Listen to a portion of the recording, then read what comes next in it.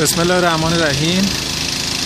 سمپاشی یکی از تصفیه های تهران. خارج تصفیه خونه شرایطی وجود داره که میشه از دستگاه سمپاش موتوری 100 لیتری استفاده کرد. سم داخل سمپاش به صورت موتوری بنزینیه، با شرنگ 50 متری و 100 متری وصله.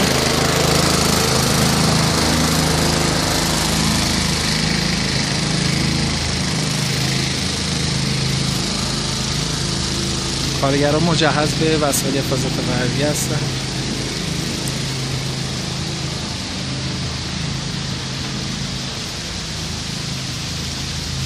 آلودگی تصفیه خونه به سوسک امریکایی مشاهده میشه.